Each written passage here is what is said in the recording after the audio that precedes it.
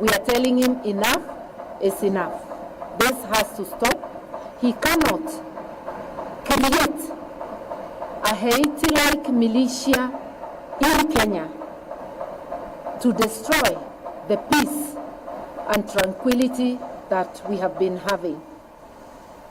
Fellow Kenyans, our country is ailing.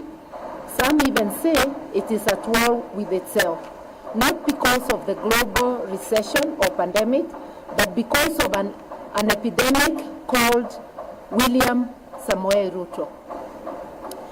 The instruments of power are in the hands of a person who simply doesn't care for the well-being of the citizens he purports to govern.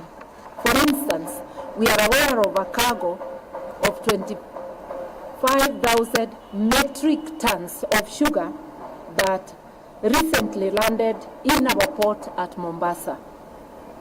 This sugar is already on its way to Western Kenya, to a Western Kenya sugar factory to be repackaged and sold to Kenyans. Yet, it was condemned as unfit for human consumption in its country of origin. That it has been cleared quickly and is now headed to be distributed in this country shows the heartlessness of this regime. They have made money their god. We demand that these consignments already earmarked as publicly condemned be earmarked as publicly condemned and destroyed immediately, so that it is not used to poison Kenyans. I will let one of our youth read the rest. Thank you. Thank you so much. My name is Ken Babu, and I proceed. Fellow Kenyans, this is a criminal regime that not only resorts to willful violence against its people, but resorts to physically harming its populace unfit for public consumption of goods, but also attempts to limit its people by willful and defunding education, which is a right. Just a week ago, the Cabinet Secretary for Finance, John Mbadi, publicly declared that Kenya can no longer sustain free primary and secondary education. The proposed cuts to capitation and demand that Kenyan parents pay more for the education is an affront to Constitution, having been entrenched in Article 43(1)(f), which guarantees the rights to education for everyone, while Article 53(1)(b) specifically ensures every child's right for free and compulsory basic education. Hence, defining education is not only insensitive but unconstitutional. We implore us to listen to these words of Abraham Lincoln, and I quote, "Do not interfere with anything in the Constitution. That must be maintained, for it is the only safeguard of our liberties." We must tell the illegitimate regime of Mr. Ruto that Kenyans want education, health, and other basic needs, and not handouts in the name of empowerment.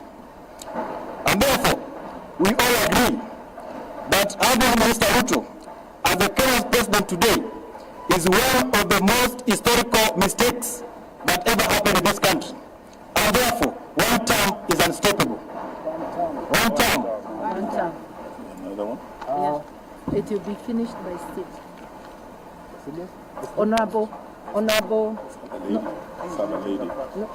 Let's have a lady. It's gone. Ndio ya mwisho. We'll have a lady. Okay.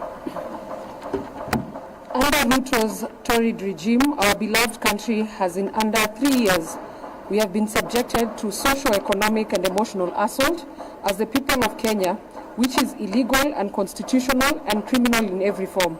This is not speculation. We repeat, this is a fact. Their first and only qualifying modus operandi is theft, destruction, and death as the Ruto state-governed policy. 2, they are now scrutinizing future taxes, a criminal and yes, unconstitutional move to borrow externally against future taxes without parliamentary sanction or debate. It is not only a similarly crude betrayal of public trust, but also a direct violation of the Public Finance Act. The behind closed doors is a reckless scheme to sell off Kenya's future. To conceal their criminal operations,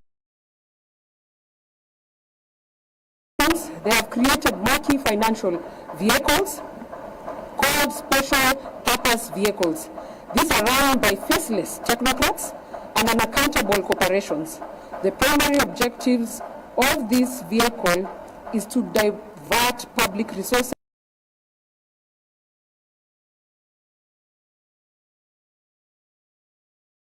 like robbery. It is shameless thievery, the likes of which no nation on planet Earth has ever seen or should witness.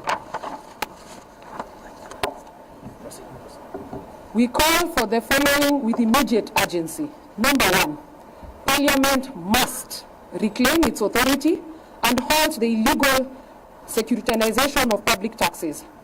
2, an independent audit into all SPVs being used to handle public resources. 3, the government must restore full capitation to schools and publish a clear time-bound commitment to fund free education as enshrined in the law. 4, Kenyans must mobilize, organize, and resist through civic engagement, legal action, and national solidarity.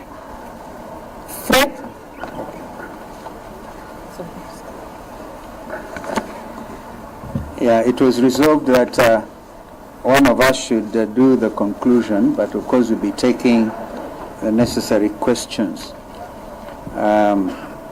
This is very brief. Friends of goodwill, as the united opposition, we will not be silent as our country is auctioned. We will not bow down to intimidation.